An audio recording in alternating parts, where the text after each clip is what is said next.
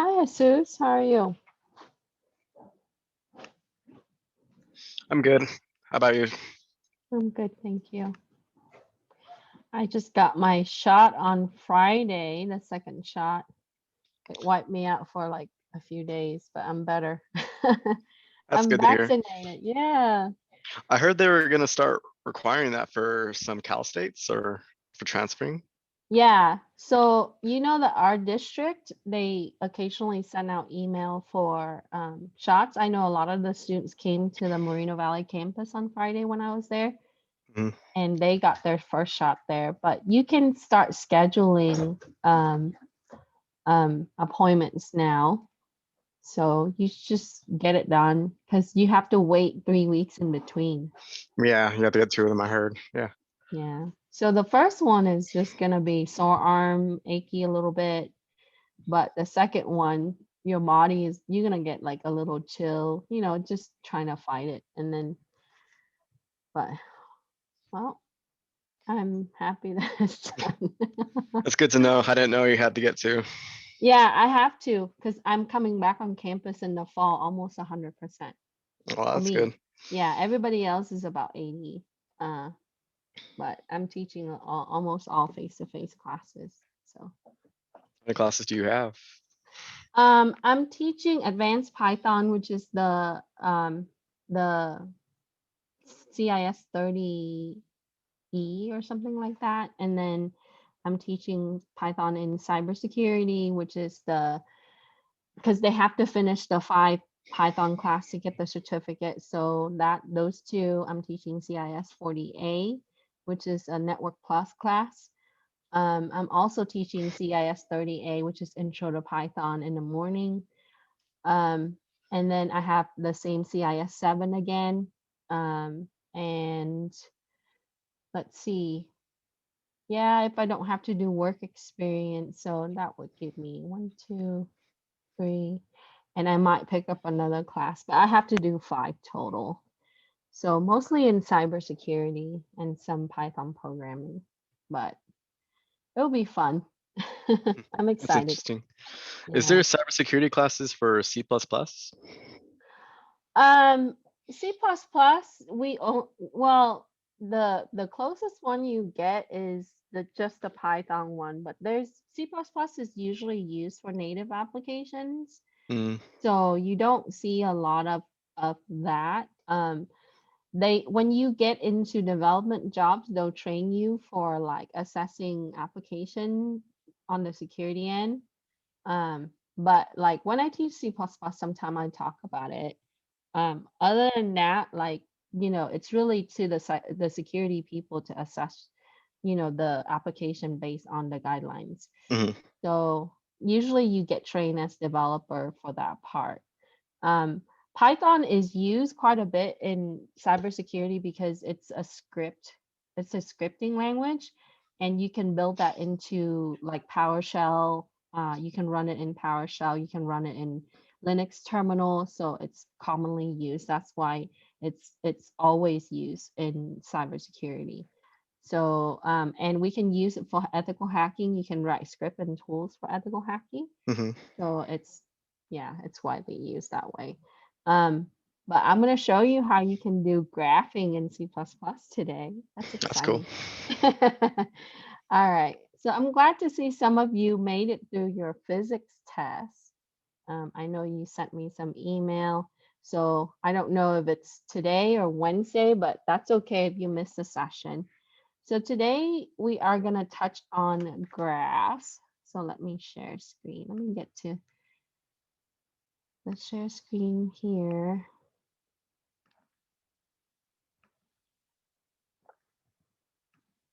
All right. So we are going to work on our unit 10. Okay, we're coming close to the end now. So we're going to look at graphs and vertices, and then we are going to do a C++ programming, but I wanted to show you how to use GraphViz library, which is C-based, so that way you can understand how to use it. And if you get into data science, under computer science, you're going to see graphs being used quite a bit in machine learning and even on big data end. So if you want to download the notes, you can do so. And then also the assignment. Okay. Let me get to my files real quick. I was just looking at some stuff from my other class earlier.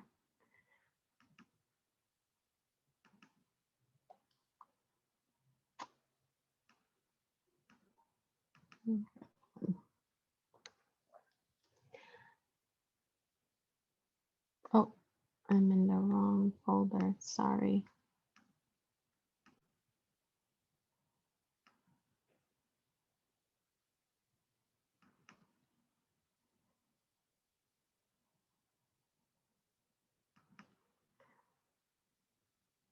Let me make sure that you guys have the same files on here. Okay, 1 second. Okay, chapter 16, that's the right one. Let me close some of my other stuff from my other classes. I was lecturing on cloud earlier, so access policy. Okay. So in this week, we're going to talk about graphs, and graph is the way that we can model routes, we can model networks, we can model a lot of different things that we use, especially when it comes to data and database, or even on the biological level or molecular level. So when you look at something like airlines, bus routes, delivery routes, social networks, communication, you would refer to graphs. And graphs would be a way for us to really see how data gets passed from one node to the other, or when you have an object that's passing something to the next object. So in often that if we refer to something like at home, you have a network, right? If you're transferring data from one system to the next system, that will be considered one node to the next node. And we can see how the data is transferred across the network. Let's say that you transfer from laptop to your desktop, to your smartphone, to your IoT devices, and so on. So this is a way that we can visualize how our data flow, and it's important, and data is essential for everything that we do nowadays, that we use digital networks, we use data for purchases to and we use it for applications. So from a development standpoint, this is important to really see how your systems are receiving the data and what it does with that data. So we would start with really illustrating how that flow would be. And to start, we would say that there is a simple graph in that you would have first identify your vertices, which are the edges, that it's connected to the edges. So you would have these nodes, as you've seen on the example 16.1, you have A, B, C, D, E, F, right? And they are interconnected. And let's say that I'm transferring from node A, which is computer A, to computer C, or computer A to computer D. And then what I would have is I would represent it by connecting it with the edge. So in the simple graph, you would see that it is referred to as an undirected graph, in that there is no specific direction. It can flow either way. C can send data to A, and D can send data to A, or A can send data to C. So what you have is your simple graph will be represented with an unordered pair of vertices. And that would usually contain at least 2 vertices. And what we would look at is we would look at the adjacent nodes, right, by seeing the visual connecting edge. Okay, so it's important for us to look at the adjacent nodes. And coming from my standpoint, I had a lot of background in networking. So in order for the user to connect to the internet, you connect to your router at home, and then your router would connect to your service provider, which encompasses many other routers. And so it would normally pass your traffic from your home router to the adjacent router. And usually it's first come, first serve, or first that would be available. So the routers would say, hey, I am available, give it to me. And so when you request an HTTP type of traffic, you would do a get HTTP when you're visiting a website, for example, google.com, right? Then your that request would then go from your router from home to the adjacent router, which is provided by your service provider like Spectrum, Frontier, etc. And their networks would then pass it to other networks and other routers. And so therefore you would have these traffic flow, and then eventually it will get to Google server.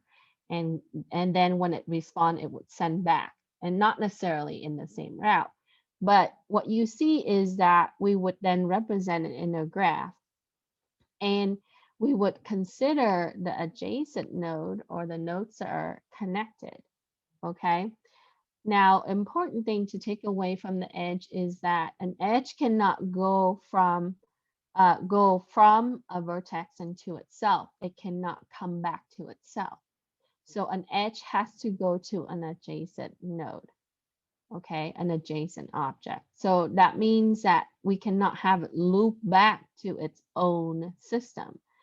Now, when you look at example 16.1, you would see that when we first look at a graph, we have to identify the vertices, which are the nodes in yellow. Okay, so we would have A, B, right? C, D, E, F. And you also notice that there are some nodes that are not connected to other nodes. Like I would not have an edge between C and F, okay, or C and D. In order for C to pass data to D, it would then have to go to A and then D, okay? So it has to go to the adjacent node and then forward. So we would start with listing the vertices, which are the nodes in our graph. And then we would then list the edges. So like A to C, we would have A comma C. A to D, we would have A comma D, right?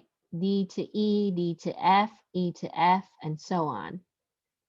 We are missing some edges as in the graph, it doesn't represent the edge between C and F, C and D, C and E, and directly A and B, okay? So we're only gonna list the edges that are found in our graph. Then after that, we would then identify the adjacent, okay? So if they're next to each other and they're connecting with an edge, that means that they are adjacent. Okay, so for example, B and F, they're adjacent. D and F, they're adjacent because they're connecting. Okay, C and A, adjacent, right? C and E are not adjacent. Okay, C and F are not adjacent. C has to go through B in order to get to F, so they're not adjacent. Okay, so now we would then later on translate it to matrices. Okay, so what you see here is a simple graph, and a simple graph would represent, so you would see the edge, and so with the vertices. I have some chat question. Okay. Okay, good. All right. Then what we have also is that sometime we would then have to list the degree. Okay. So here in 16.2, it refers to the same graph. And what you see is that it tells you that A, B, C, and E have degree of 2. Okay. So if we look at A, B, C, and E, it has 2 edges that are connecting, right? C has 2, A has 2, B has 2 edges. So therefore, they all have degree of 2. Now, F has a degree of 3 because it has 3 edges connecting. Okay? So when you're looking at the degree, basically you just count up the edges because that means that it's connecting to the adjacent neighbor or the neighbors, the adjacent nodes. So D would have 3 because you have 1, 2, and 3, and F would have 3 where the other ones have 2. Okay, so when you represent the degree, you simply would say that the degree is going to be to the vertex. Okay, and then we will type this out shortly. So I just wanted to go over this so you can see. Now the note, it says, note that the length of the path is the number of edges in the path. Okay, so the path U is the path from length 0 from U to itself. So when you have a length of 0, that means it's not connecting to nothing. Okay. The vertex V is reachable from the vertex U if there is a path from V to U. So if you have an edge connecting, that means that it's going to have a path, but then a path could represent multiple edges. So let's say that you need to send data from A to F. Okay, we can have multiple ways. We can go A, C, B, F, right? Or A, D, E, F, or A, D, F.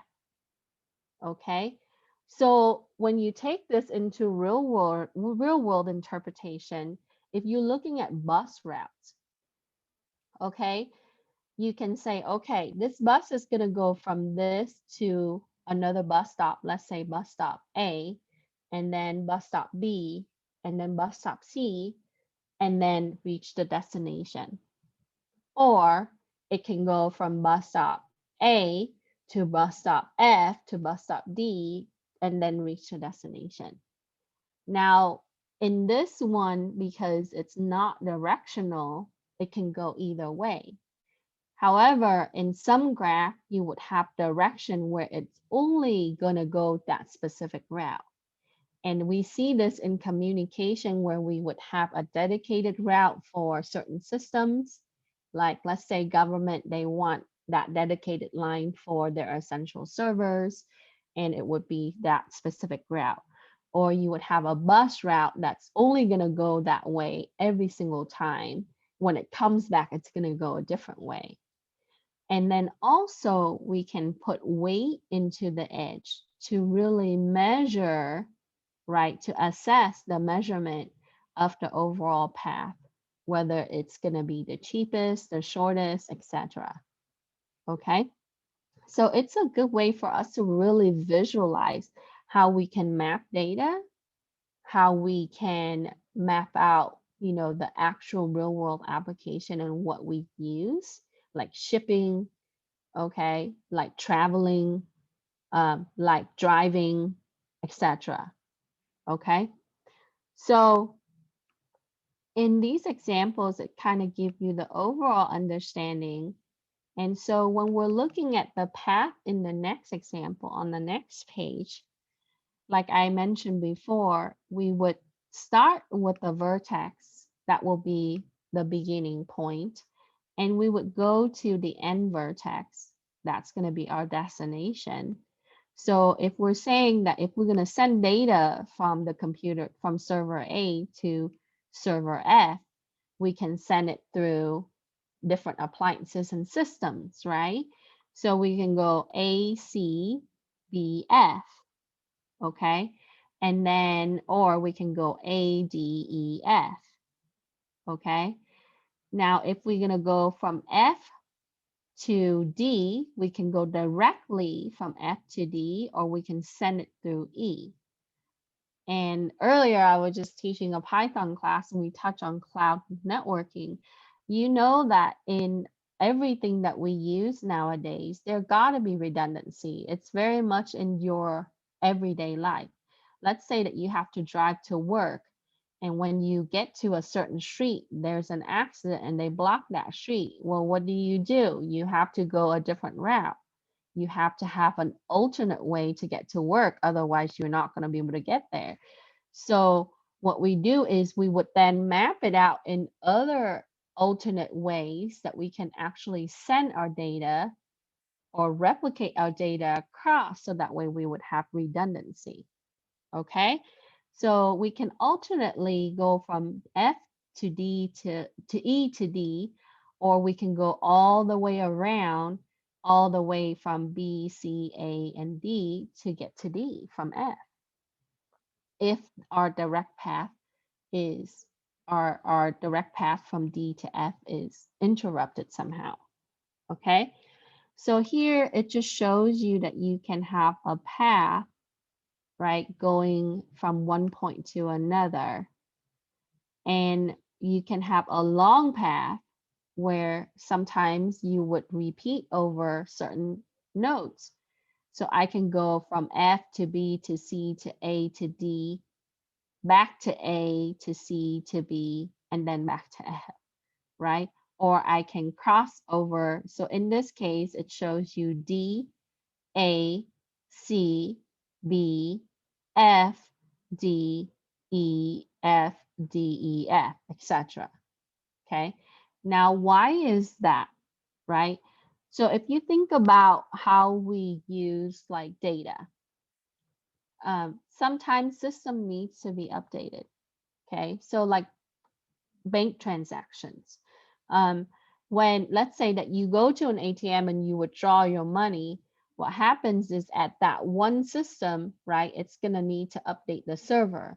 Then the server is going to update, then it's going to update the other servers, right? And then ultimately their corporate database and all of that. So it needs to be re-updating constantly in order to make sure that data is redundant across. Okay, so you would have something like a long path in that you would want that data to be repeated across multiple nodes, multiple systems, multiple points. Okay, so any question with this? No question. Okay, so before we do the next one, let's check out our assignments. Let me open.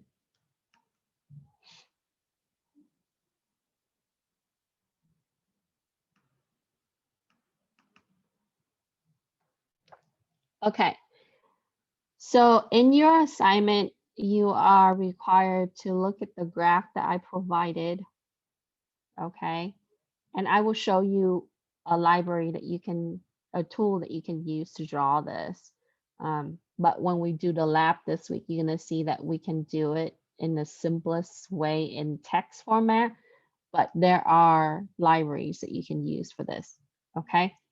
All right, so in the graph, when you look at this graph, okay, the first thing that we need to do is identify the vertices, which are the nodes in round shape here, okay? So we would then list A, B, C, D, E, F, G, right? We would have all of these. And, you know, they don't necessarily have to be named this way. They can be named different things. In a network environment, we would name them with network appliances, all right? And, you know, like when we're talking about planes, like for you know, like a American airline, let's say, for plane routes, then we can refer to, could be, you know, like certain flight number, etc., or even airport. Okay, so then first we would then list all our vertices, and you would enclose it with the curly brace. Then after that, you would then list all the edges. I know this is tedious, but we have to really understand how we map it out. Okay, so we would have B and G, and you can do it in any order as long as you hit them all. B and A, so I start with the B because it's top left. Okay, and then I move over to A. So I have AE, AF, AC, and then I move over to C. Then I have CF, CD, and then CA. And then I move over to D. I have DC and DE. And then I'm here. I move over to E. E has 4 degrees. So EA, EG, EF. And then after that, I move over to F. I would have FE, FC, FG, and then FA. And then after that, I get to G, GE, GF, GB. Okay, so once you have all your edges listed, then we would count up the degree by counting up the edges. So we see that A, E, and F has a degree of 4 as each one of them have 4 edges connecting.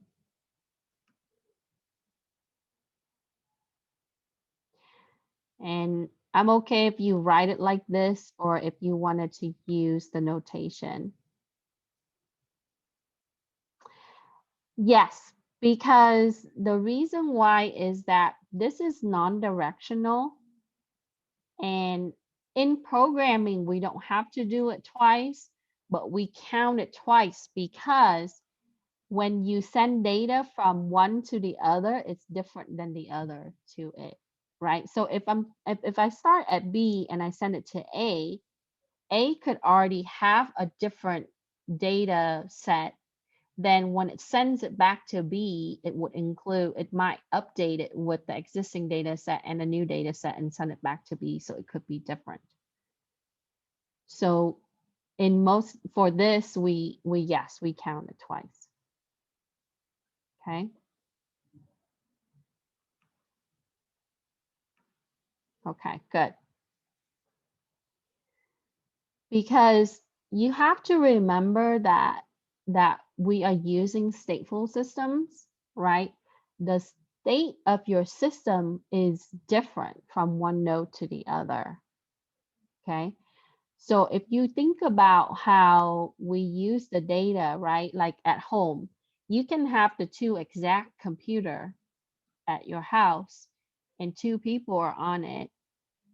Like you would then use it differently. The state of that system is being used, it's updated differently, right? It changes differently. So what you have is B, it could be different than A. So when it sends to A might have something that's different. And then when it sends back to B, it would be updating B with its own data. So yes, we have to count it twice. So we see that C and G has a degree of 3, right? So you count up. So C has 3 edges, G has 3 edges, and then B and D has a degree of 2. So B only has 2 edges, right? And then D has 2 edges.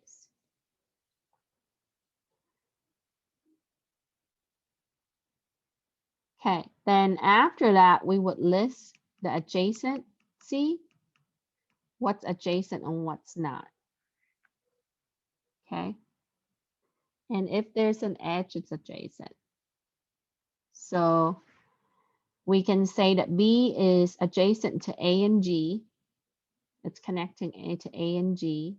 It's not adjacent to E, F, C, and D, right? Because in order to get to C, it has to go through A. So that means that it's not a next door neighbor. It's not adjacent, so no. In order to get to F, it has to cross through at least one node. So it won't be adjacent to E, F, C, or D.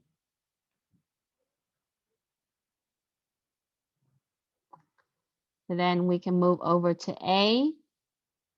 And we will do the matrices later on so you can see. A is adjacent to E, to C, to B.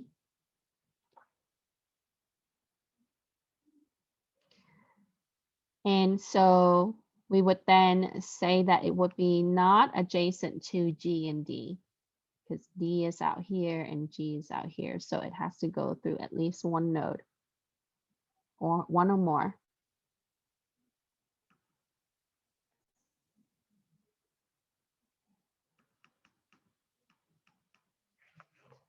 Then we can continue to do that. And you would have E. E is adjacent to A, D, F, G. E is not adjacent to C or B. So E is not adjacent to B and to C. And then next we would have C. C is adjacent to A, F, and D. And it is not adjacent to E, B, and G.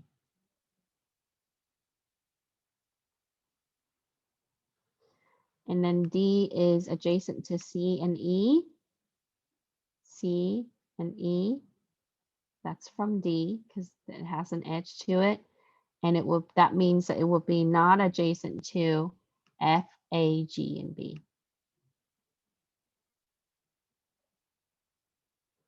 And we will come back to this when we do the matrices, like I said. Okay, and then F is adjacent to E, G, C, and A. And F is not adjacent to D and B.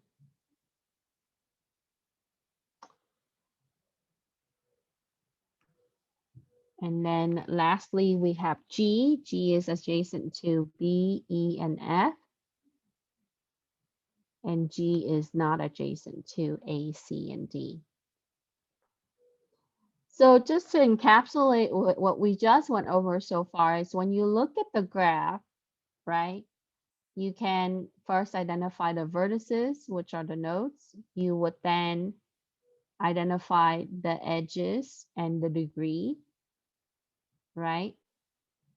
And from the edge, you would then be able to identify adjacent nodes or neighbors, I call that, and then non-adjacent nodes or non-adjacent vertices.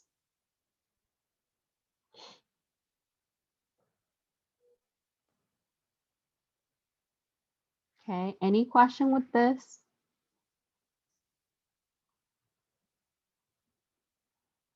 All right.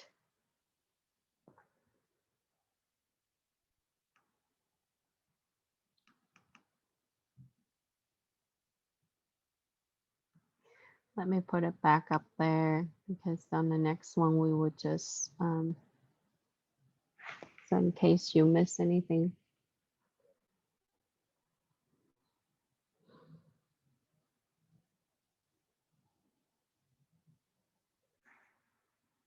Okay, so one of the project option is to do the travel salesman case, right? And in that project, you would need to use the knowledge from this particular chapter.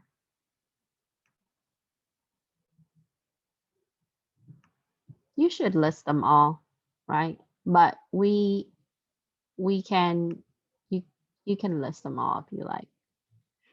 And if you miss something, I'm not going to deduct point, but I want you to know how to do this.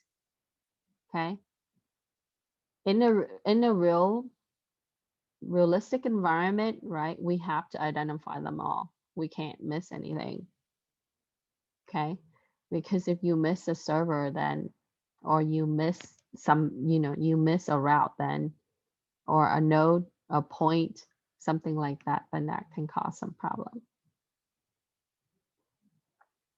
So important thing is to be able to understand how to look at a graph and be able to identify these things. That's the whole main point in this exercise.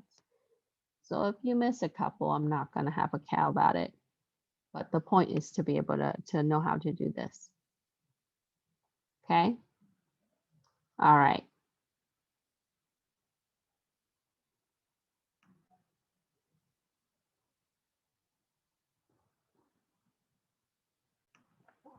Okay, so let's practice on the next one. So E, we look at the graph again, and I copy and paste it over so you can see it all together in my solution. We would then list the degree, right? A and F has a degree of 4, C, G, and E have a degree of 3, F, D have a degree of 2, and I think it's repeated. Yep. So C, for E, you can just say refer to C. Sorry, I had it repeated there.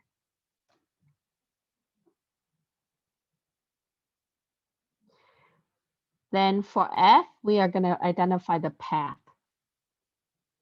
You can have a very direct short path where you're going to go from B to A. Done, right? Or we can go from B to A to C to D.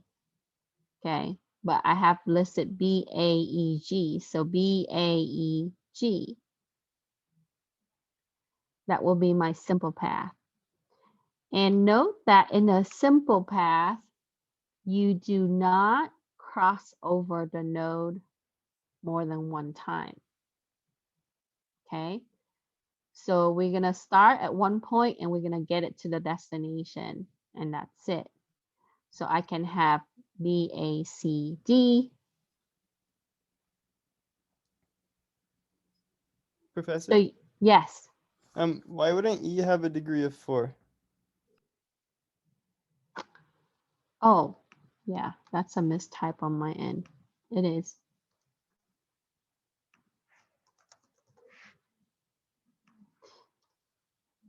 Three. Yep.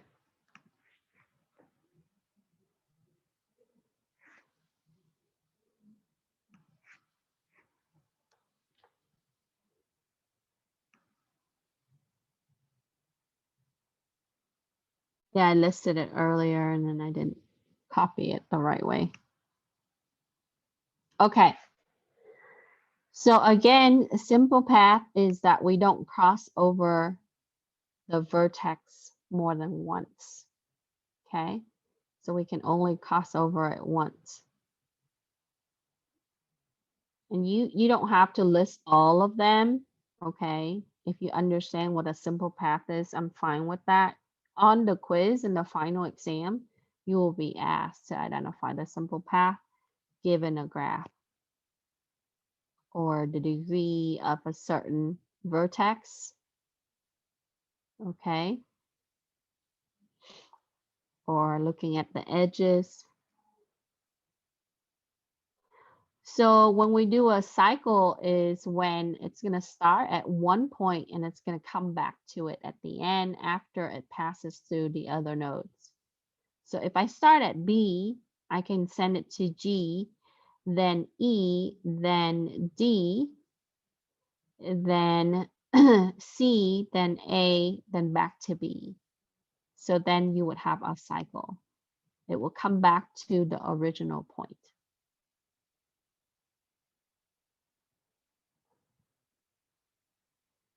And you only have to list one on these. I just give you some examples. So if we're looking at the E, if we start at E, right, we can have it to F, okay, then to G, then back to E, or we can do E, F, G, B, A, and then back to E. And notice that we also don't repeat any other notes in between more than once. We're only going to come back to the origin. That's the only one that's going to have that's going to have two times listed.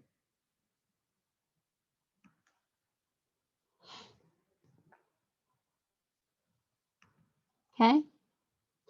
So make sure we understand what a cycle is and what is a simple path.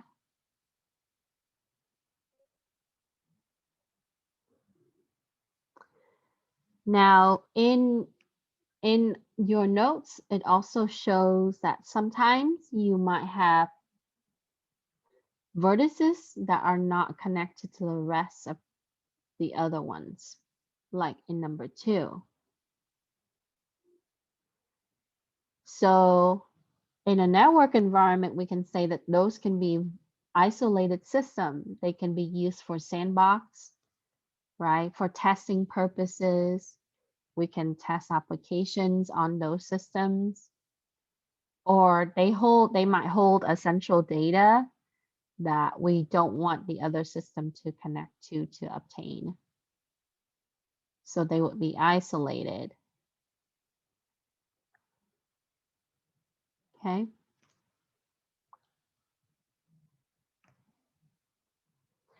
So a sandbox is a system that would have some realistic environment configuration that we can use it for different type of testing, like application testing.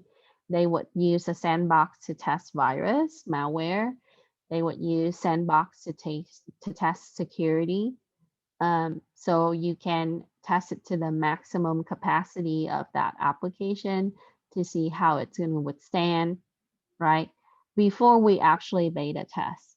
So, and there are different type of sandbox environment. You can, and I know for security, we would use like white type of sandbox where it would be for in that we would have some knowledge that would mimic the real environment, and then we would have, you know, black box or gray box in that we would test it depending on, you know, what you would emphasize it for, you want to focus that particular test for.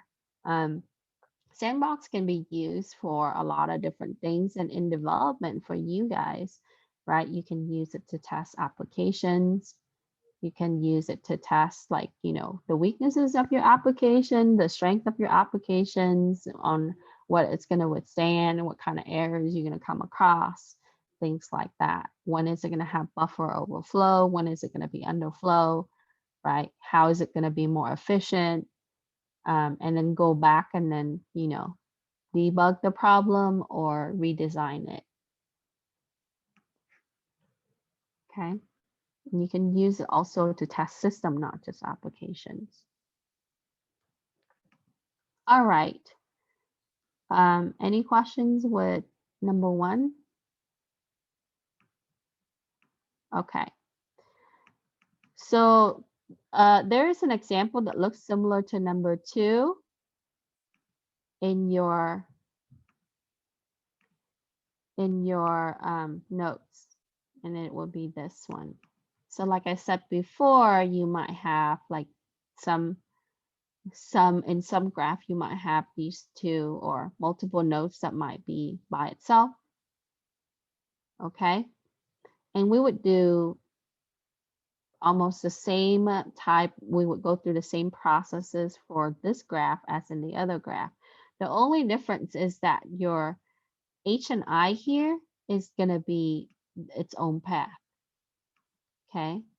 And then it won't be adjacent to the others. So let's do number 2 so you can see. So we would list all the vertices, even though that they're separated. Okay. So I would have A, B, C, D, E, F, G, even though C and D are by themselves.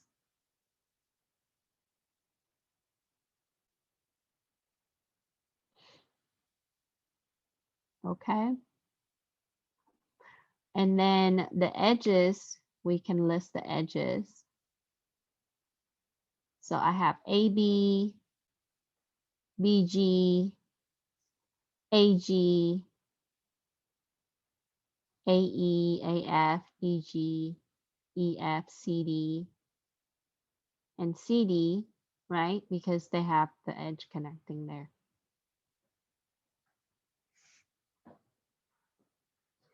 Then the degree of your vertices, we would have EF.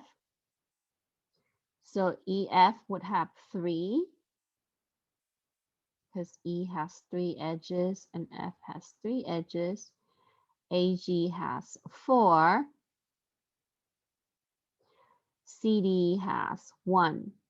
And the way that you denote it properly, right, you can do it like this with the curly brace, and then you would have you would put the 1 for the degree here. Okay.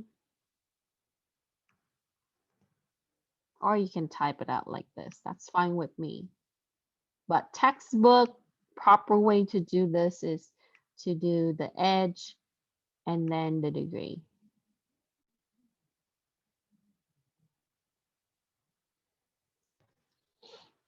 The vertex and the degree.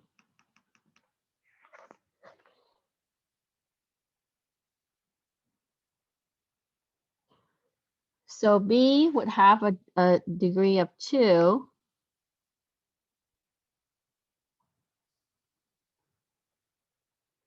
And I think that's the only one that has 2.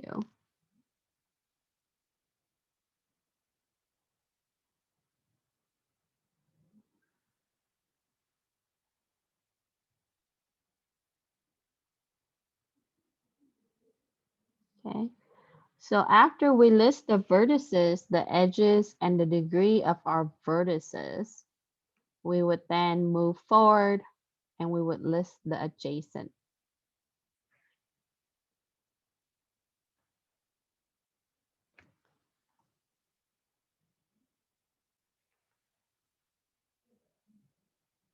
So we see that B is adjacent to A and G.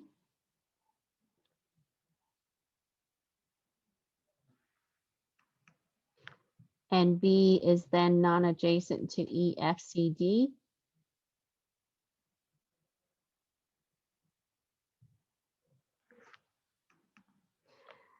And A is adjacent to E, F, G, B.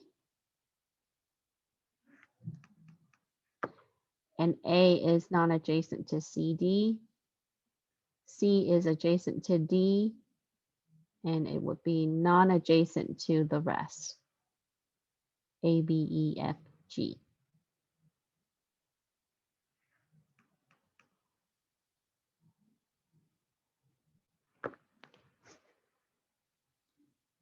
Okay, so pretty simple.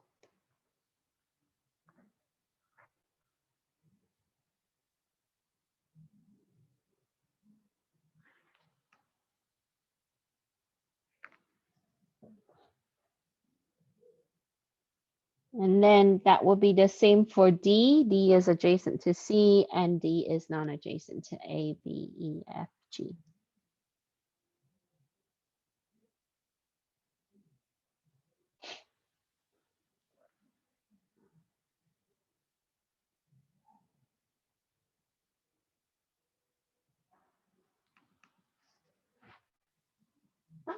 And then I have E is adjacent to A, F, and G. Sorry, I copied the picture several times so that way I could see it when I was doing this. So, okay. Like I said before, if you miss some adjacency, that's fine. But this helps you put together the matrices, right? So in programming, when we need to really identify the adjacency, we would then have to look at what to include and what to exclude, right? So we would then include the ones that would have the edges to it as adjacent, and then if it doesn't have edge to it, then it would be non-adjacent. Okay.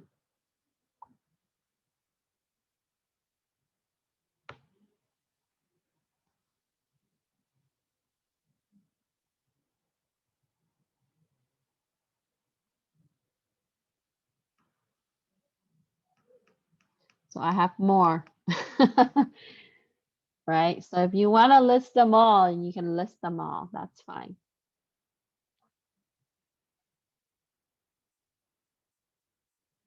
And if it for E, if it's repeated, so you can refer to the previous question, that's fine.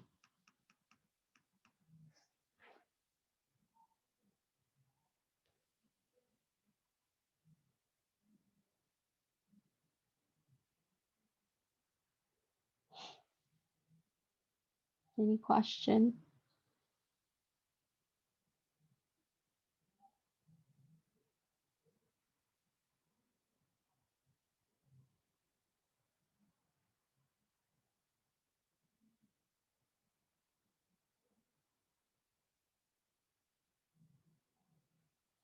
Okay.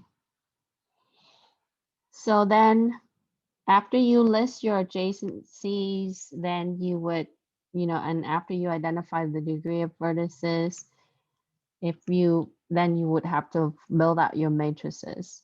Okay, and we'll do that.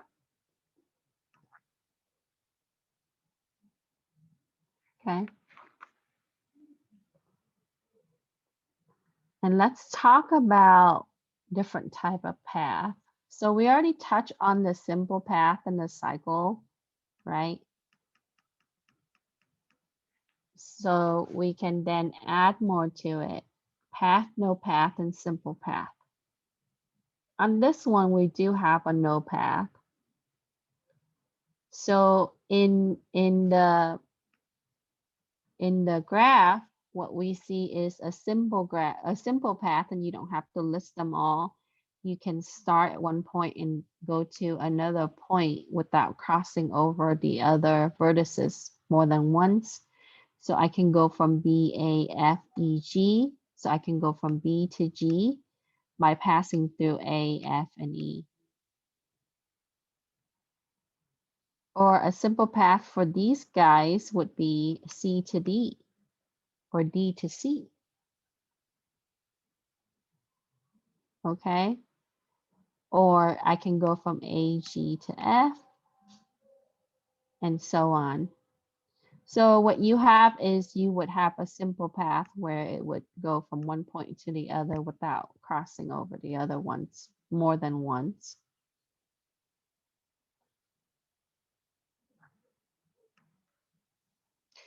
And then for the cycle, we want to come back to the original point. So I can have B, A, F, E, G, B.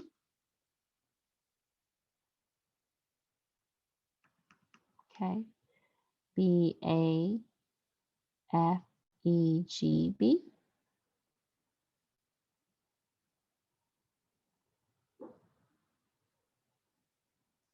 So the no path for this, we would have we would have C to F. So if you look, C is not connected to F, D is not connected to F, C is not connected to A, right? D is not connected to A, and so on. C doesn't connect to G, and etc.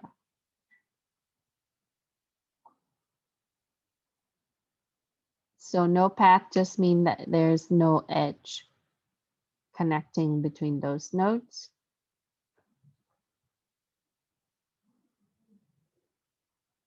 And in the long path can repeat over the vertices. Okay, sometimes it crosses over it more than once. So we can go B, A, G, E, back to G, back to A, and then E again, and then F.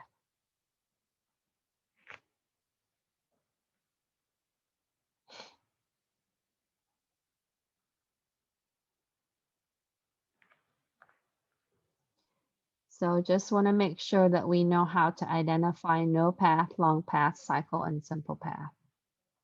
And then we'll work on shortest, cheapest, and so on. Okay. Questions? Next.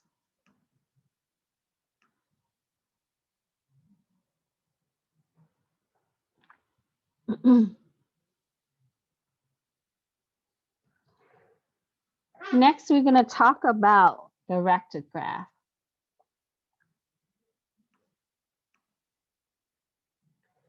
So the long path will always end at a different node. Yes, because it's not a cycle.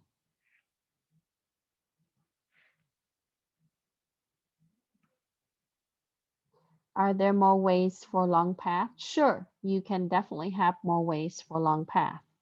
just like how I said, you can take different routes to go to school, right? And in the long path, you just drive over those street more than once. So we can have it this way, and you can start from A and then end up in a different node. Sure, you can do that. And if you want to look at the combination of this, right, you can look at how you would be able to derive, various combination for your long path.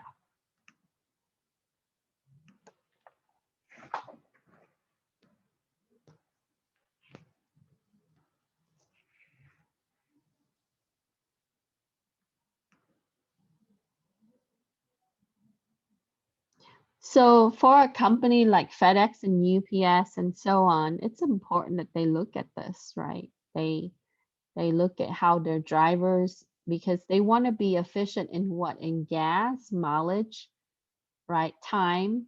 Those are the resources that will be weighted in for this type of system to really determine how it's going to be, saving money for the company. And then that will probably be equate out to the cost for the service to deliver packages.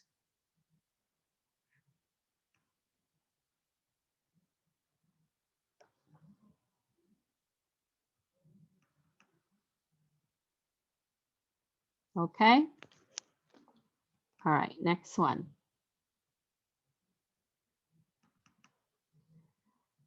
So in this one, you have some that are non-directional and some that are directional. Okay.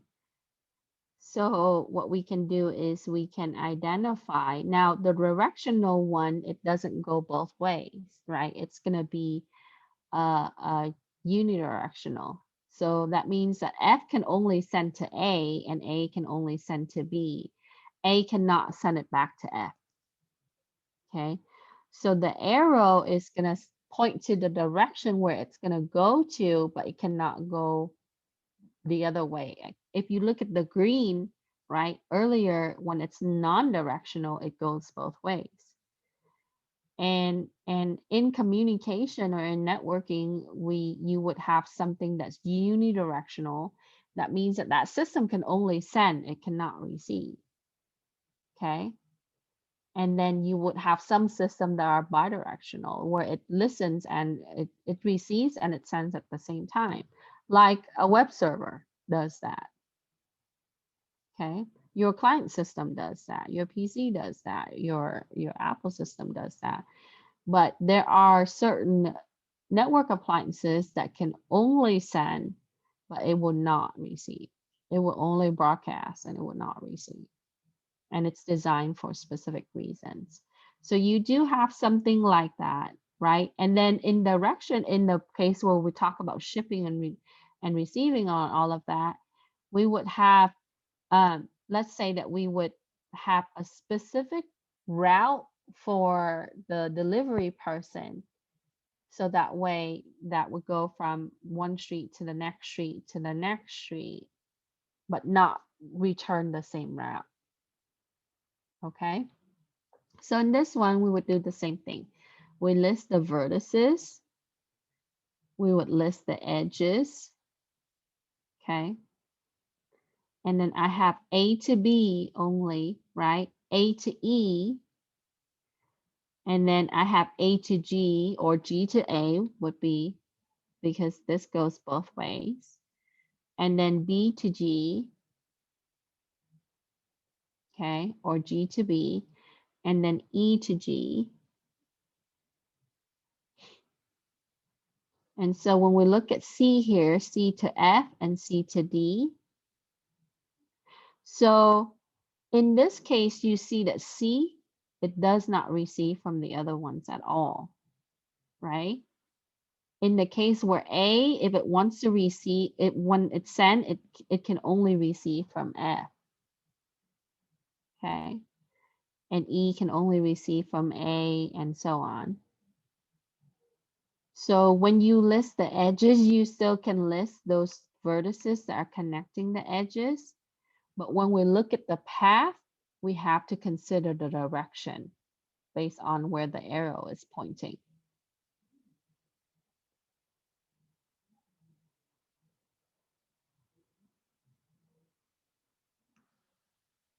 Okay?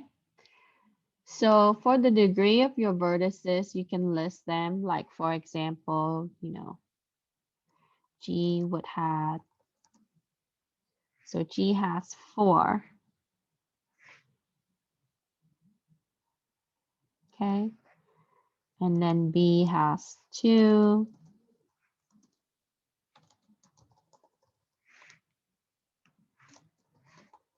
And so on.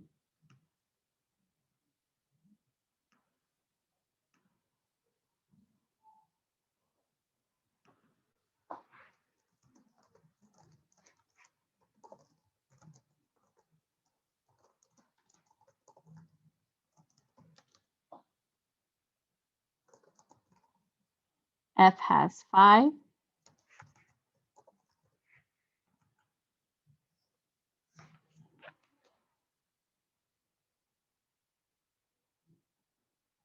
And then we can look at adjacent and non-adjacent vertices.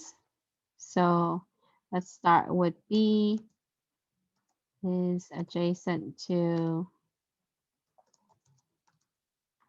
that will be G, A,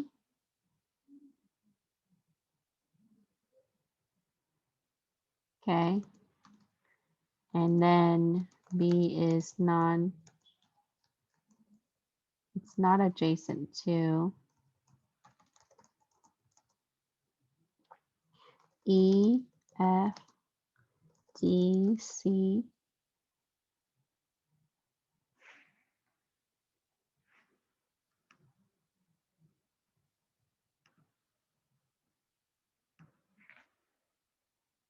Okay, I'll do another one.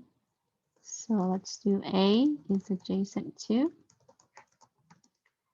B, E, F, G. A is non-adjacent to C, D,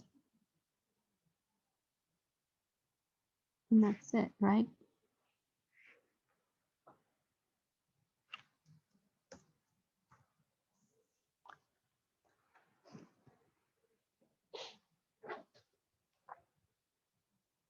Okay. Then we are going to do the path. So we'll start with the simple path.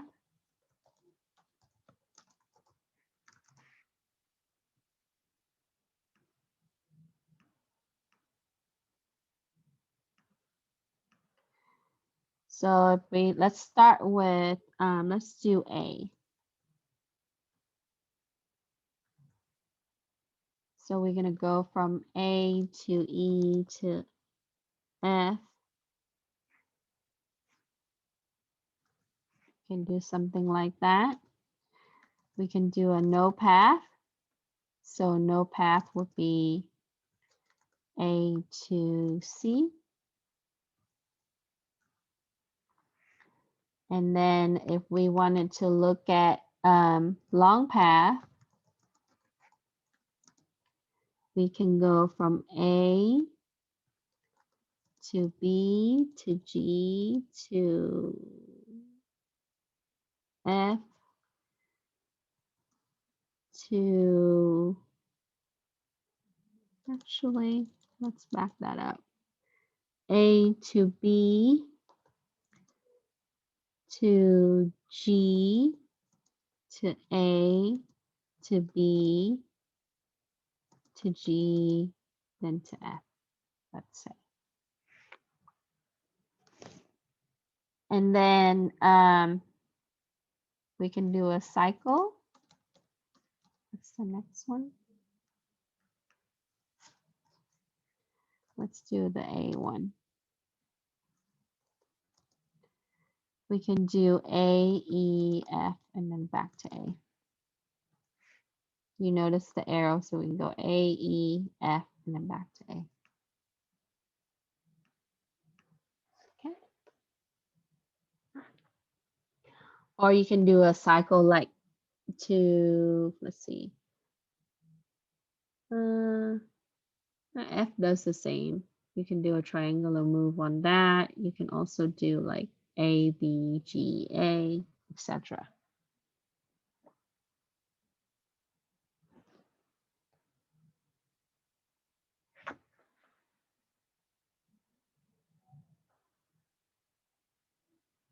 Okay, any question?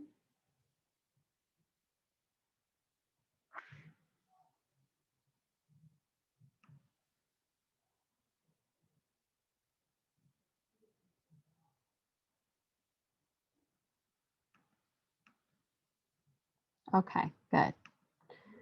All right, then let's move forward. Okay, so now we are going to create adjacency lists, but I think it will be best to use matrices. Okay, you already know how to type out the adjacency list, but we have to bring it into like math concept where this would make more sense to us if we use matrices. Okay. So what you can do is you can create a table, right? You can just go insert table, and the number of columns and rows is going to be the number of your vertices. Okay, so I have A, B, C, D, E, F, G. Now you can insert, math equation, and you can use it that way too. I'm fine with you doing matrix. For me, I just use the table so I can help you visualize it. It's a little easier. Okay, so here I have 2, 4, 6, 7, right? 8 columns because I need to name it. And then on the rows, it will be A through G. So if you cannot have a vertex go to itself, so A to A is going to be 0. It cannot connect to itself. So the degree would be 0. Okay. And then A to B, since you have an edge, you put a 1. This is a non-weighted, non-directional graph. So anytime that you don't have the weight to the edge, you can just use the 1 if it's there, 0 if it's not. Okay, so A to B, we have a 1. Okay, A to C, there is an edge, that's a 1. D to A, no, right? Because it has to go through C, so you put a 0. It's not adjacent. A to E, no edge, put 0. A to F, right? No edge, put 0. A to G, look at G, yes, 1. Then we can move over to B. B to A, yes, put a 1. B to B, no, it cannot go to itself. B to C, it has to go through A, so it's not adjacent, 0. B to D, 0, because it has to go through the other 2. And then B to E, 0, B to F, also 0, B to F, there's no edge. It has to go through the other nodes, so 0 or vertices. And then B to G, yes, so 1.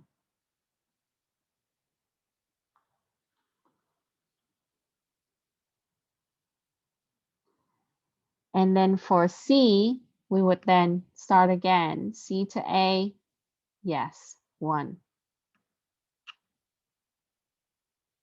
C to B, no, it has to go through A. C to C cannot go to itself, so 0. C to D, yes, 1. C to E, so C to E, yes, 1. C to F, yes, 1. And C to G, 0. And so if you count it up, you can also look at the degrees, right?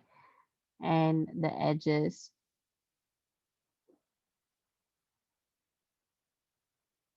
And then we can go with D. So D to A, none. E to B, no, because it has to go through the other two. D to C, yes, 1. D to D, no, cannot go to itself. D to E, none, so 0. D to F, 1, and D to G, 0.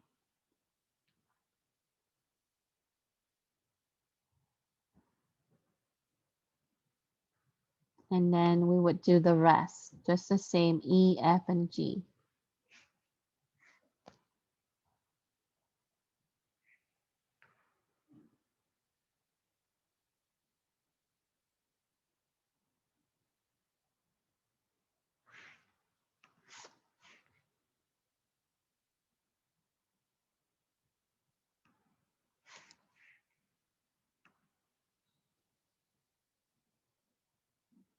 Okay.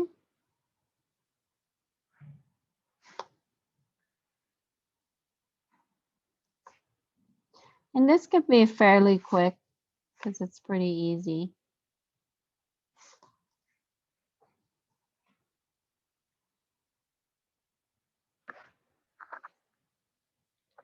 So you can fill out the F yourself.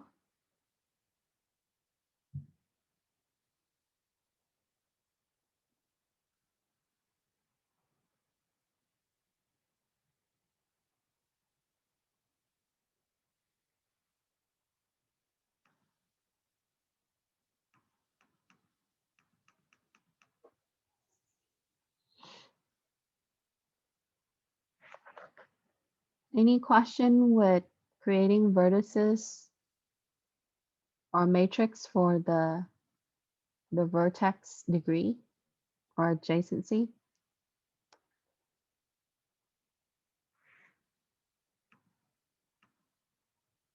Okay, good. Pretty easy, right? So then we would then look at weighted graphs, okay?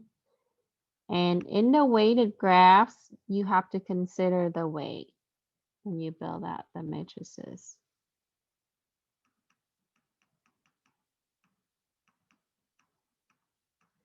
And then we'll work on like the other type of path later on. So with the weighted graph, if there's no weight, then you treat all the edges as equal. But in some graph, you would have a weight, a value that we'll put to it. So the edge, it's gonna have a value. Now, and we can look at the sum of that path, all the edges combined, to really see how that path would be weighted. Okay. So something like this example. Okay.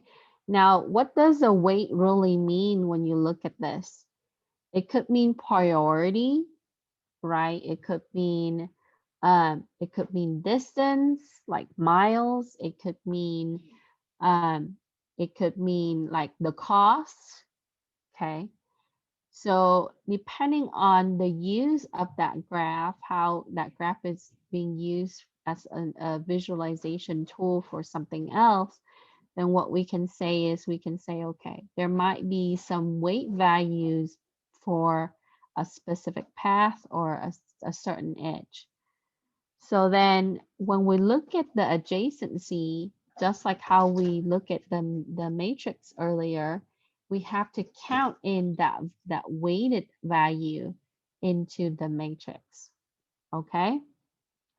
So with the weighted path, you would then have to add up that entire, right, each of the edge for that path.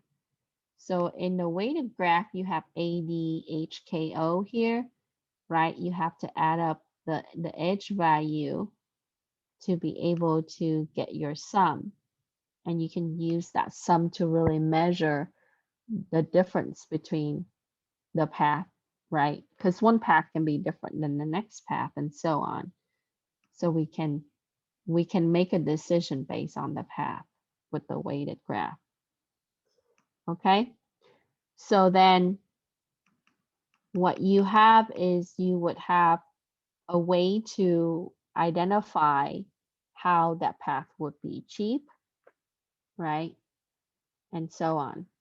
But we'll come back to that. So let's build out the matrix for number 5. Okay. So you have the weighted on the edge, the values that's shown there. And so let's start with A. Okay. And I use the same table. So, you know, you can create a table or you can just copy and paste and then clear out the value. A to A, we would have 0. A to B, since A is connecting to B, it has a weight of 3, so you put a 3. A to C, it has a 5, so you put a 5. A to D, it's not adjacent, you put a 0. A to E, there's no edge, not adjacent, 0. A to F, not adjacent, 0. And A to G, it has an 8, put an 8. Again, we can do for B. B to A, we have a 3. B to B, none, it cannot go to itself. B to C, it has to go through A, so it's not adjacent, so 0. B to D, not adjacent, again, 0. B to E, not adjacent, 0. B to F, not adjacent, 0. And B to G, it has a 7, so put a 7.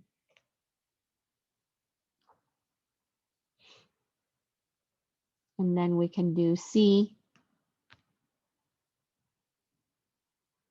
So C to A, we have a 5. C to B, not adjacent, 0. C to C, 0. C to D, we see a 4, put a 4. C to E, we have a 6. So C to E, there's a 6. We put a 6. C to F, we have a 4, put a 4. And C to G, it's not adjacent, it has to pass through E, so 0. So instead of the ones, we just put the weight, right?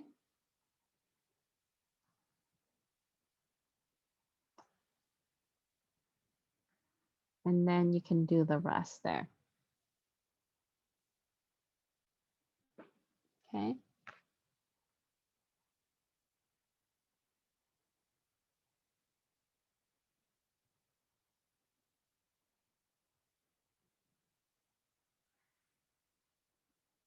So E only has 2 edges, so you can just put the weight of the edge and then fill the rest in with 0 there.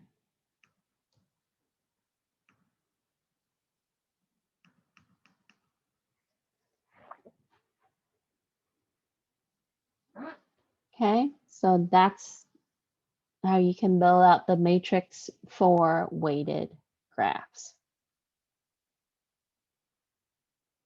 And you will see non-weighted and weighted graphs on the final and the quiz.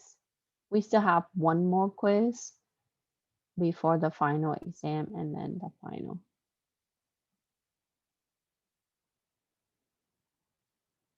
Okay.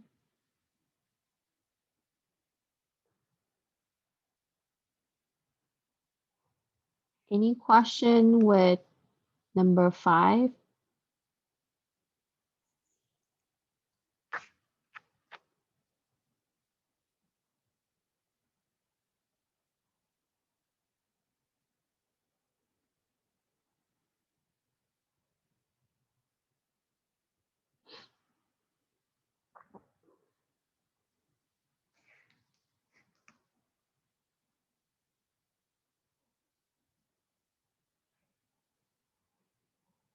Let me move this up. It's kind of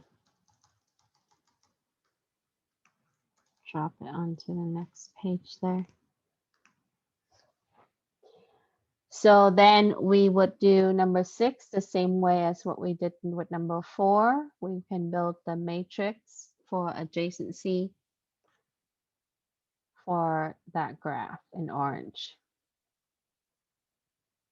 Okay, if it has an edge, put a 1 since it's not weighted.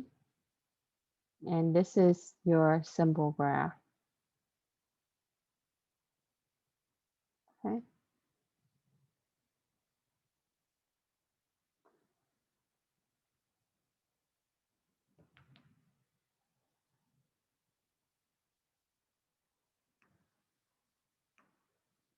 So you can start with A and then build out your matrix there. And you can insert the matrix, right, with the equation in Microsoft Word if you're using Microsoft Word and so on, or if you use another document type of application. Usually they have like math equations and so on. Or you can put it into LaTeX and bring it over, however you wanted to do that. I just use a table, that's fine.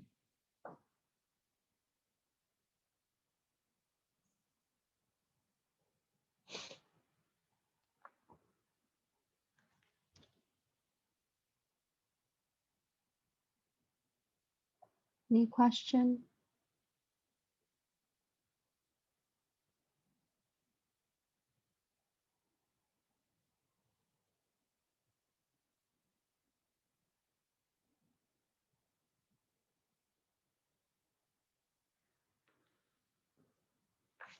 Okay, so you can mainly complete number 6. I started with a couple for you there. Okay, and then build out that matrix. And then 7 is similar to number 5, as in it would be weighted graph. And so you just put in the weight where there would be an edge for adjacency. And I also started with a couple for you there.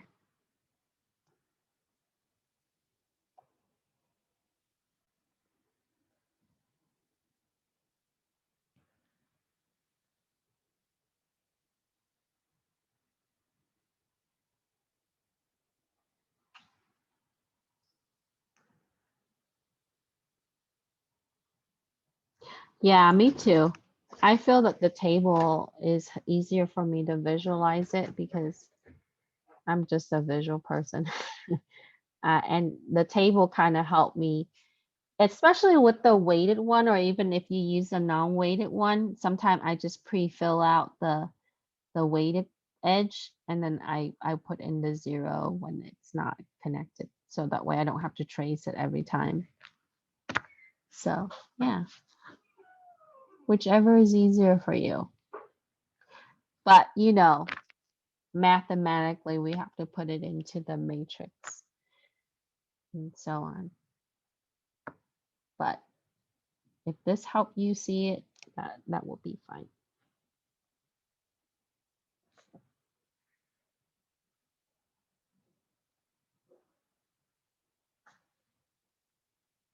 Okay.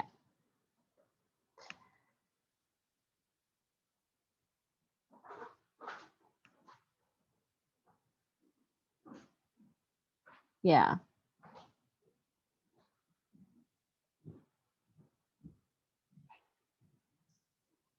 I feel the same way.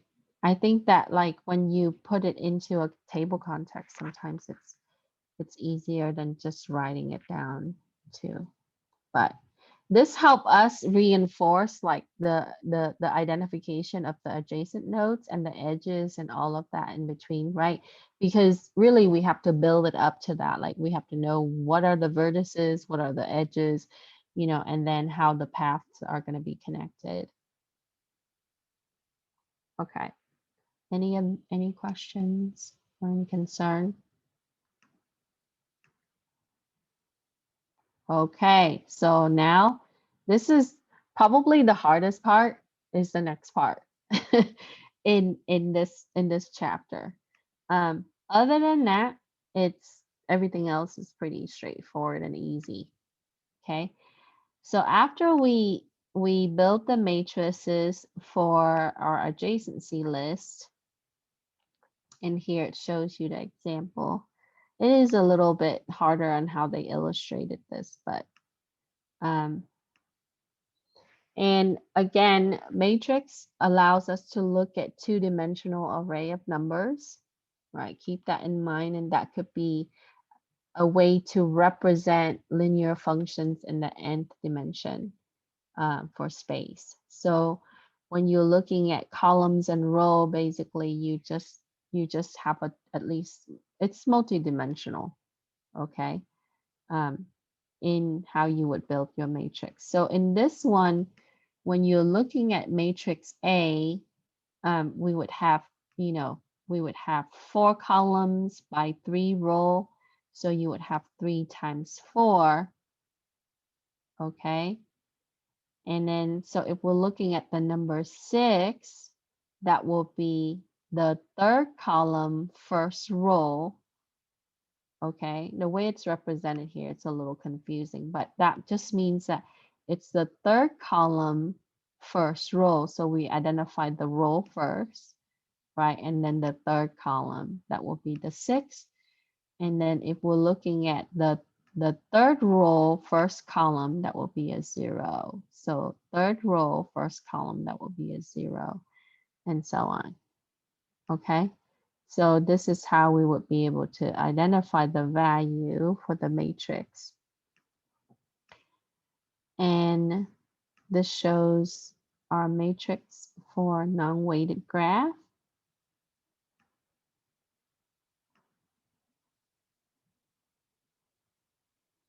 And then matrix for weighted graph. So as I mentioned, graph traversal is probably a little harder to absorb in that, but it comes back to what we talk about, how our path would be, okay? It says to traverse a graph, you must visit all the vertices of the graph by following the edges. We want to be able to do this in a systematic and efficient way. The solution to this is to allow us to implement it for real world purposes like airline and airports, okay? And train and all of the things that we talked about, network and shipping and so on. So we would then, when we look at how we traverse through the graph, we can only visit the vertices in the connect component of the starting vertex. Okay, so where we start, we can only go to the adjacent vertex. Okay, to visit all the vertices, every vertex must be reachable from every other vertex. In the case where we say the graph is connected, we look at 2 methods of traversing the graph. Okay, we would then look at the depth first search and a second method. So keep in mind that we would have a starting point and we would go to the adjacent, and then after that we would then have to traverse through the rest of the vertices. Okay, so for the depth first search, this is going to allow us to move forward from a starting vertex as far as you can go without repeating a vertex. Then back up one edge and look for another vertex to visit. Okay, again, using a depth first search, you can see this process as is recursive. So when you have a backup, you're going to have an n-1, you're going to back up one step, and then you're going to look for another vertex to visit. Okay, so in the depth first search,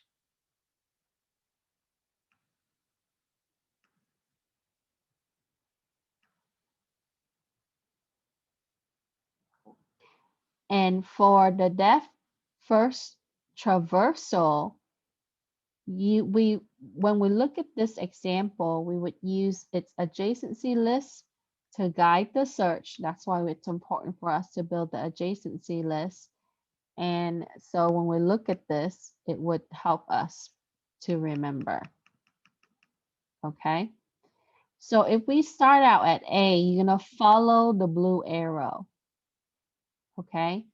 So we're going to go from A to B and B to H and H to F and F to I and I to D and D to C and C to E, right? But here it tells us that when you proceed from A, we're going to have to go to the adjacency, which is B. Okay. Then B would then go to the rest here to H. And so the first vertex on H list is B, in which has already been visited. So traversal proceeds to H, which the adjacency list of H, which is then F, then I, then D. Okay. So as it traverses through the vertex, what will happen is it's going to check to see who is adjacent at that vertex in order to go to send it to the next one and the next one and the next one and so on. So in the depth first traversal, what you have is you would have A, B, H, F, I, D, C, E. It is kind of like a path, right? So we can go from A to B to H to F to I and so on to E, where all the vertices are then been visited.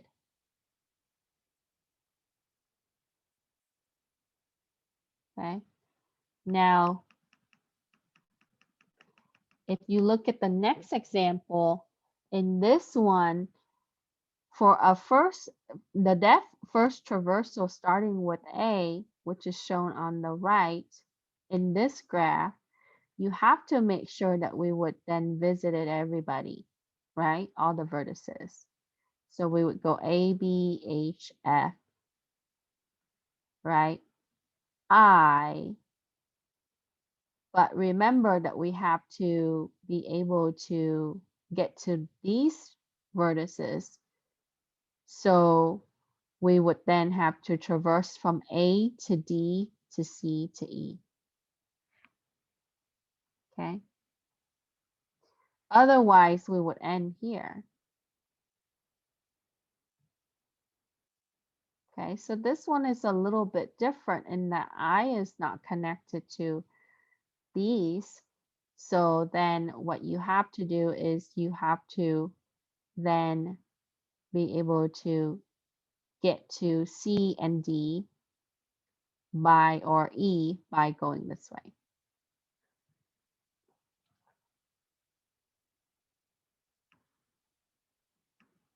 Okay, so any question with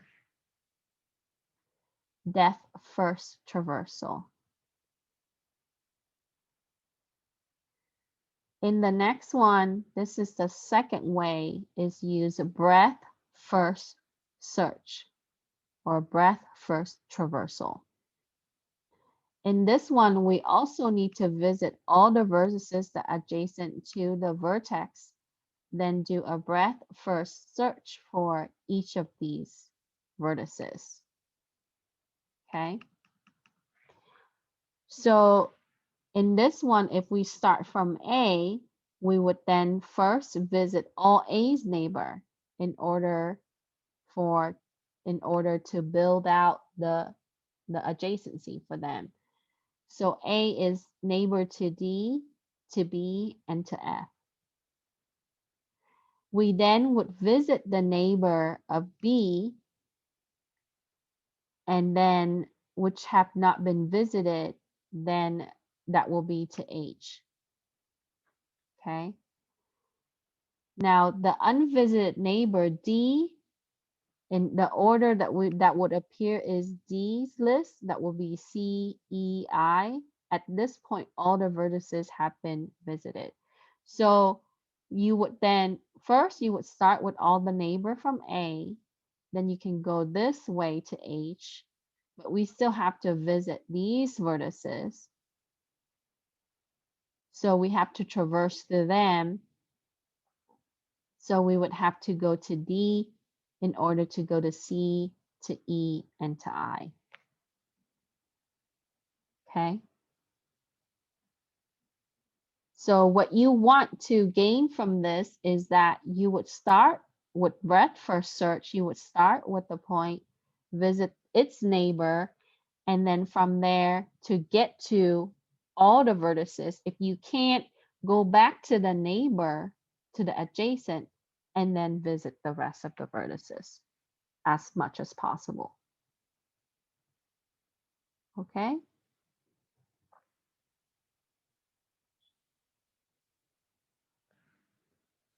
Okay.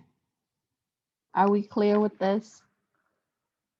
So for your project, you have to provide me with one of the traversal way, and also in your exam and your quiz, you have to know how to traverse.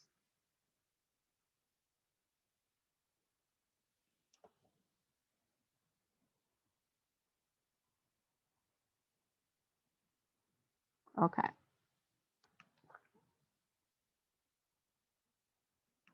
Let's look at the breadth first traversal starting with vertex X. One more example before we do the assignment. Okay. So when we start with F, we then go to its neighbor, A, H, and I, right? So we list those. But we're not done because we still have to visit these. So we have to go from A to B. So we list B. Okay. And then A to D. So D, and then D to C, and then D to E. And that will take care of the rest.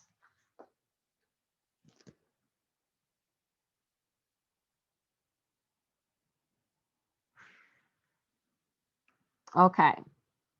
So with that said, let's do number 8.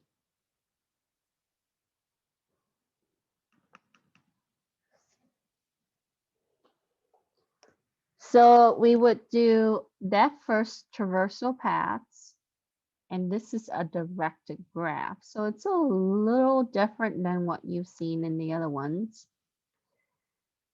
And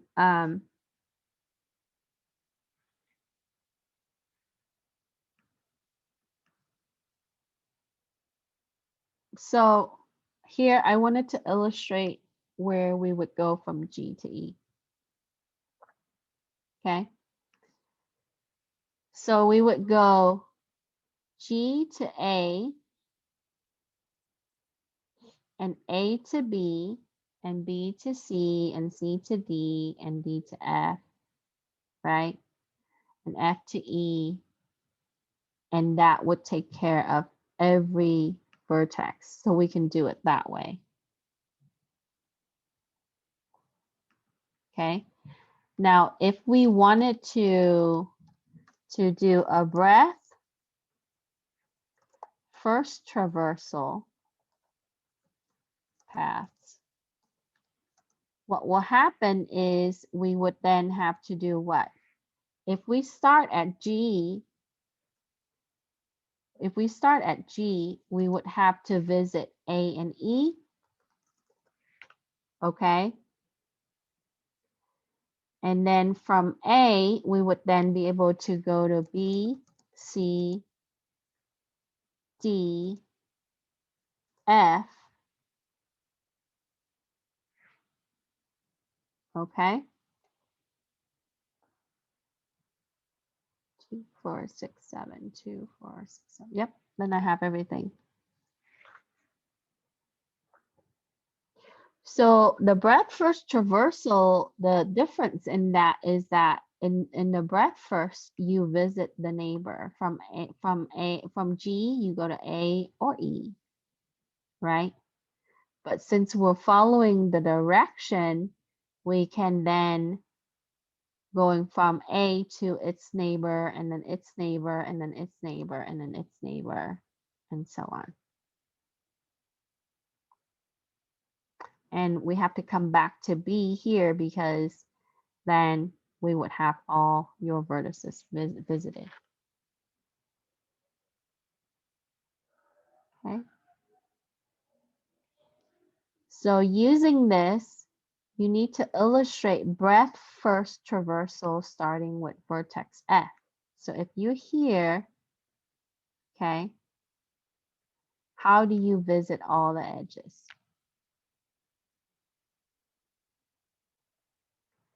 So you would then have to do F, B, E, right? And then from B, you're going to go to C and D. And then from E, you're going to go to G and A.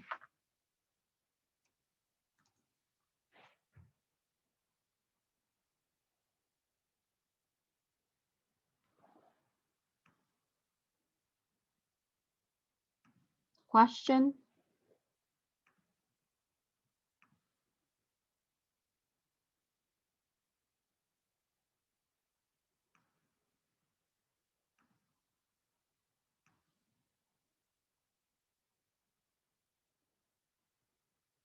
Oh yeah, I'm sorry. I just used this graph. But is that different?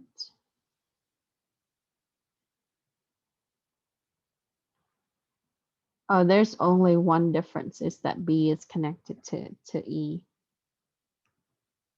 So it will be the same. Let me double check right now. So the one below, but the only difference you see is the arrow here, actually. It's almost exactly the same. And the direction here.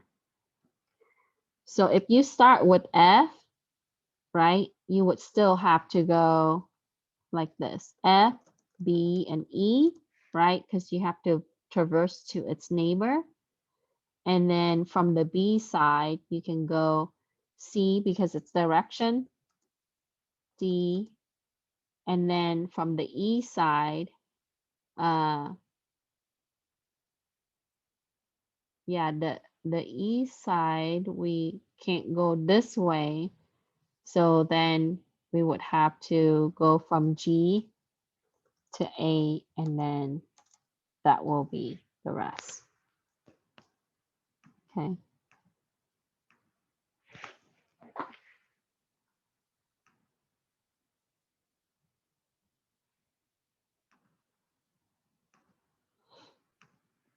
Okay, and then any path is any path. Okay, so hence the name. If you look at, sorry, if you look at any path definition, it's just that would be in this example. It shows you here. Okay, that the path exists and we don't know the path, the slight modification in the search that give us the path to, instead marking the vertex that been given visited, mark it with the name of the vertex where you came from.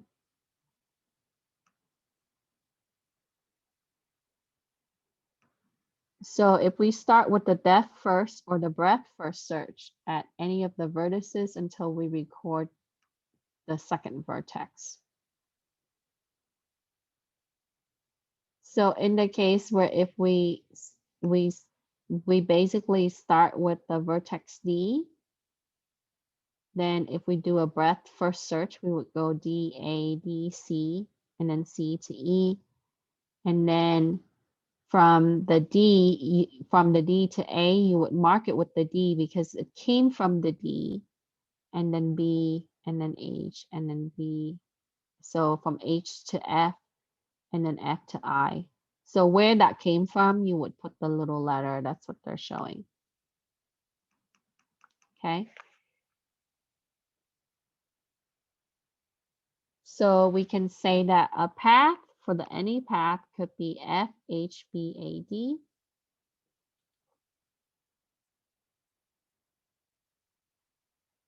Okay. F because why is it FH? Because it came from H, and H came from B, and B came from A, and A came from D.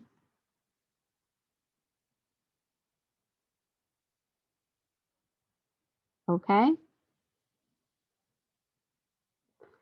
So let's do that for this one. If we go from F, right,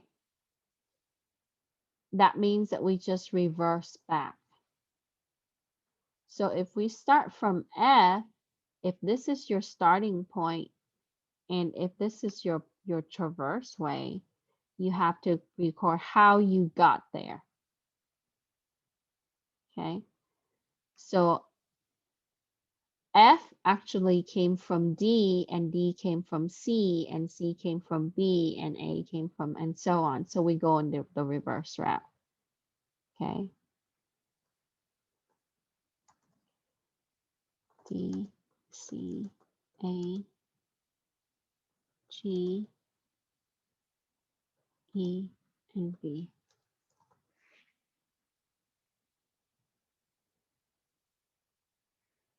Actually, E, G,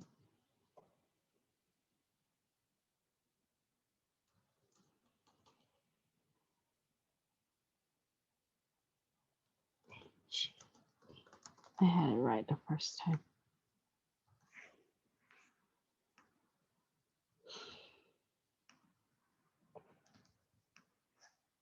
Okay, so if we start from F, F came from D, so we need to list the D, and D came from C, we need to list the C, and C came from B, and so that's what I'm missing. B here instead of there. And then A came from, so B came from A, and then G came from, A came from G, and then E came from G.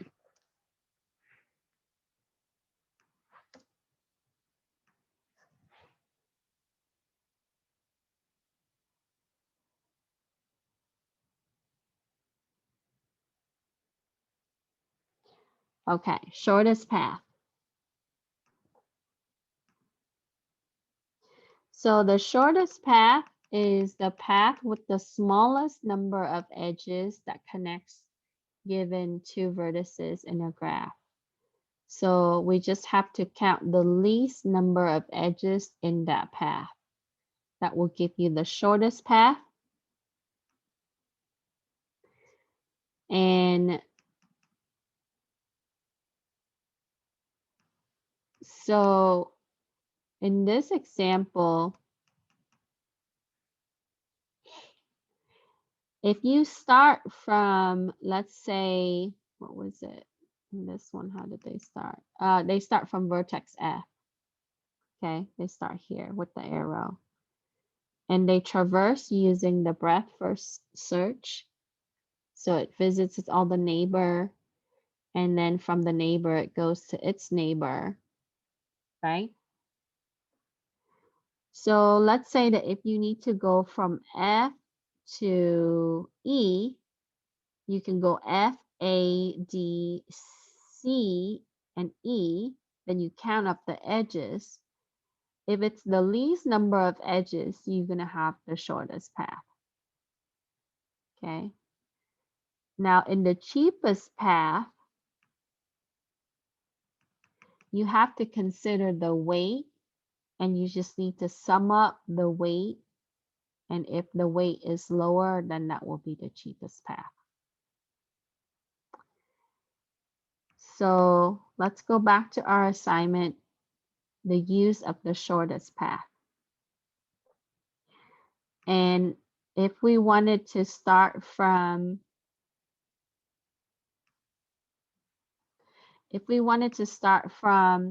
the shortest path from F to D, let's say, we can do F, B, C, D, right? F, B, C, D.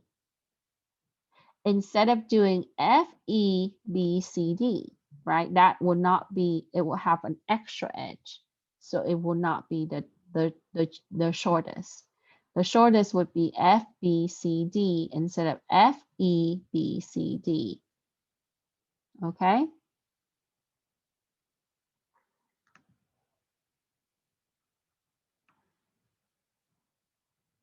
Any question with shortest path?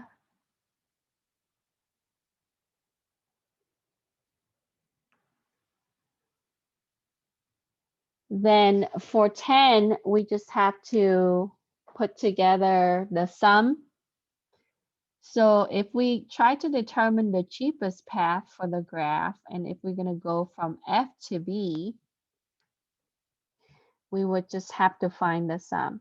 So based on our path. So we can go F, right? E, A, and B. So we do F, E, A, B, we would have a total of 8. Another way, I try to test this with different paths. So I would do F, E, D, C, A, B.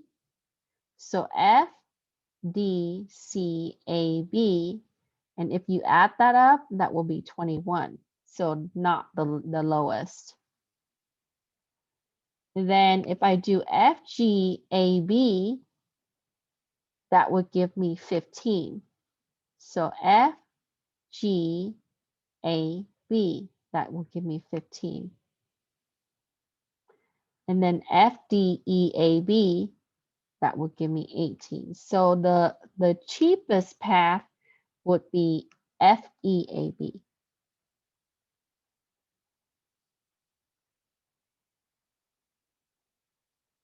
So F, E, A, B, that will be the least in sum.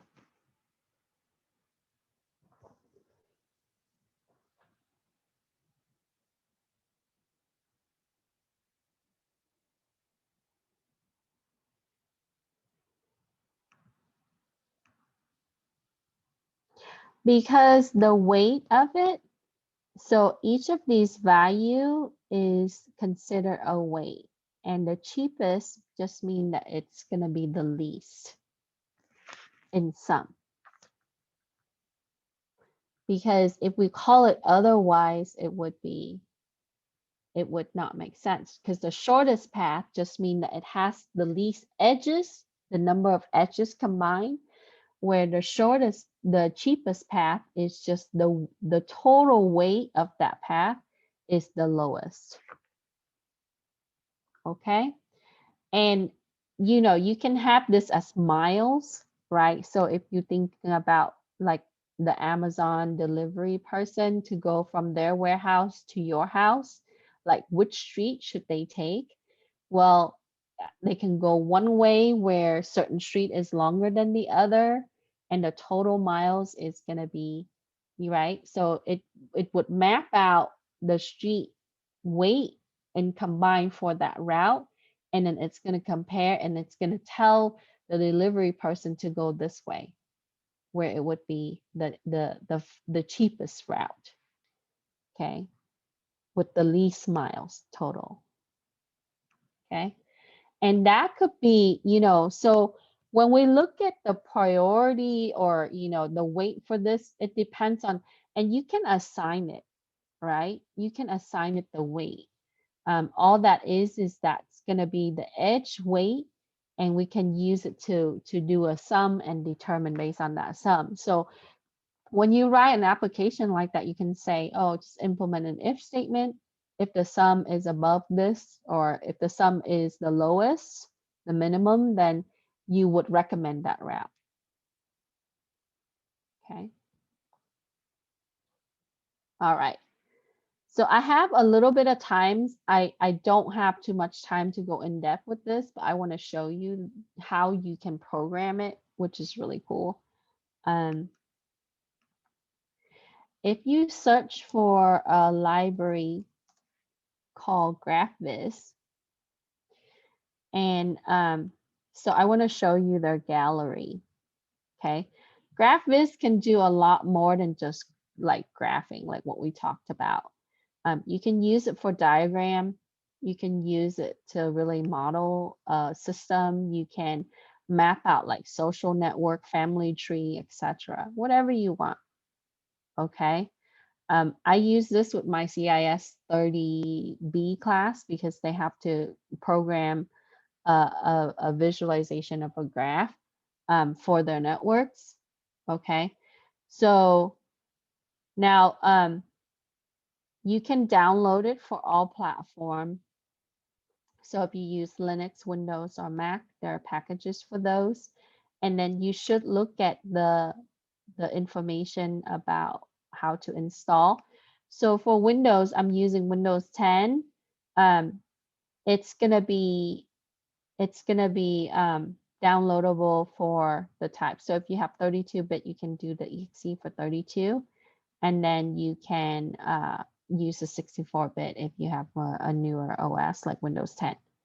Okay, and then in the Mac you have to download the package, but in the Mac it would be best if you wanted to install it with the terminal. It would be best, and you need to use brew. Okay, just to install, and they walk you through how to do that here, and then Linux and so on. Okay, so this is a C-based library, and you can go and look at information about graph visualization. Okay, so the format that it uses is a dot file. Okay, so basically when you write your program, you just have to save it as a dot. Okay, what am I talking about? What is Dr. Nguyen talking about? I'm going to show you right now. Okay, I already have the GraphViz downloaded. And let me show you. I did it for my other class. So when you write the program, okay,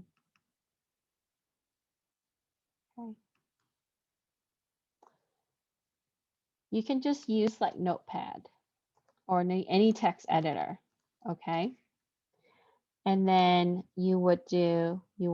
so after you download it, after you have the library incorporated, right? You basically write a file. So here, what I'm doing is I'm going to have two nodes, HQ branch 1 and HQ branch 2. Okay. And then I would just save it as